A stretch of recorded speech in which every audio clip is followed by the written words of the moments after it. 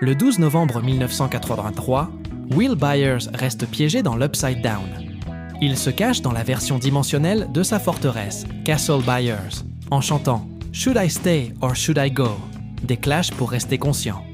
Soudain, le Démogorgon qui l'a transporté dans l'Upside Down le trouve enfin, détruisant sa forteresse pour le capturer. Will utilise son fusil pour tirer sur le monstre et s'enfuit. Alors qu'il tente de se cacher dans un arbre, le Démogorgon le suit, forçant Will à sauter vers un autre arbre. Il rate son saut, tombe à travers les branches et atterrit au sol, inconscient. Le Démogorgon le traîne alors vers la version dimensionnelle de la bibliothèque de Hawkins. Là, le monstre projette Will contre le mur, où des tentacules l'immobilisent. Vecna apparaît, déclarant qu'ils peuvent enfin commencer. Grâce à sa télékinésie, un tentacule pénètre dans la bouche de Will, l'infectant avec un liquide toxique. Vecna dit à Will inconscient qu'ils créeront ensemble des choses magnifiques. Près de 4 ans plus tard, le 3 novembre 1987, Holly Wheeler prépare le petit déjeuner lorsqu'elle aperçoit une silhouette sur la pelouse. Sa mère, Karen, l'appelle et lui demande de rassembler tout le monde. La famille Byers, Joyce, Jonathan et Will, séjourne chez les Wheeler. Ted Wheeler commence à perdre patience, mais Karen insiste pour ne pas les mettre à la rue. Après le petit déjeuner, tout le monde part en laissant Karen et son mari Ted tout seuls.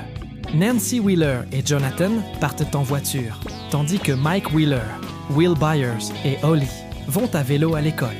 Chacun de son côté écoute la radio WSQK et le fameux programme The Squawk, animé par Robin Buckley sous le pseudonyme de Rockin' Robin, avec Steve Harrington en éditeur pour les effets sonores.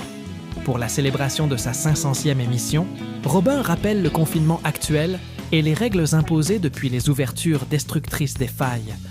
En mars 1986, Hawkins est en quarantaine, avec l'armée en surnombre. Les failles ont été recouvertes de grandes plaques métalliques, désormais utilisées pour la luge par les enfants, ce que Robin déconseille. Soudain, l'appareil plante. Ils courent pour voir ce qui se passe. Steve dit à Robin qu'il lui avait prévenu de ne pas provoquer les militaires. Elle lui répond qu'elle n'a fait que répéter leurs règles à la con, pour encourager les gens à les respecter. Steve appelle Henderson Dustin pour lui demander de l'aide pour réparer la panne et permet à l'émission de reprendre son signal. Mais celui-ci lui répond qu'il ne peut pas à chaque fois résoudre ses problèmes à sa place, puis il coupe l'appel. À l'école, Henderson Dustin se fait attaquer et menacer par Troy Walsh et James Dent. Soudain, son ami Lucas débarque pour le défendre et interdire aux deux mecs de s'en prendre à lui. Au même moment, Mike, accompagné de Will, aussi débarque. Mike dit à Lucas de donner un coup à Troy Walsh, puis ils s'en vont. Par après Mike, Lucas font la morale à Henderson et lui disent de se rappeler de ce que Hopper les avait dit, de faire profil bas. Dans les bois, les militaires cherchent Eleven. Ils tombent sur une jeune fille. Un militaire la tire dessus, elle tombe. Ils s'approchent d'elle, la tournent et constatent que c'est pas leur cible Eleven. De son côté, Eleven s'entraîne ardemment sous les yeux de Hopper et sa femme sur un parcours d'obstacles dans une casse locale, en se surpassant pour affronter Vecna. À la station radio, le groupe cherche à réparer le matériel et à suivre le plan de la Crawl pour capturer Vecna. Ils se rendent compte que la panne se trouve sur l'antenne. Donc, les deux jeunes hommes veulent aller réparer. Jonathan Byers dit « c'est à lui ». Steve dit de laisser qu'il va s'en occuper.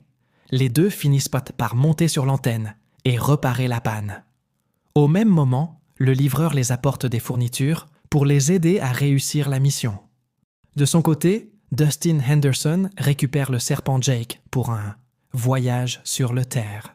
Voyage sur le terrain et continue de défendre le Hellfire Club malgré les avertissements de ses amis.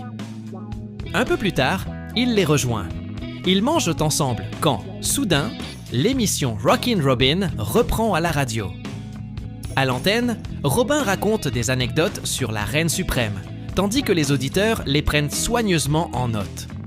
La mission se prépare minutieusement, chaque groupe se voyant attribuer un rôle précis. Hopper devra s'infiltrer dans la Death Zone, tandis que les autres le suivront à distance, coordonnés par radio et en véhicule pour l'incursion. Le convoi de marchandises est attendu à Hawkins à 10h.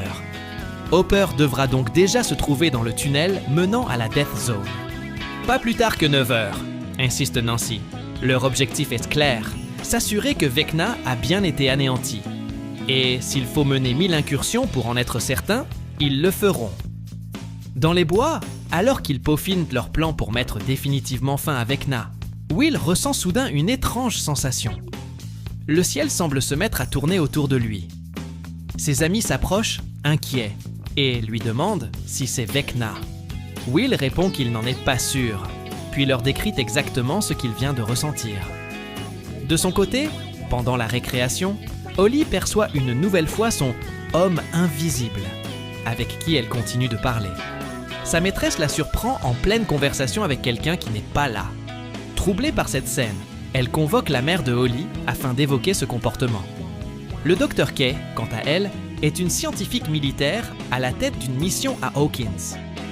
Redoutablement intelligente et dangereuse, elle impose une autorité forte et écrasante.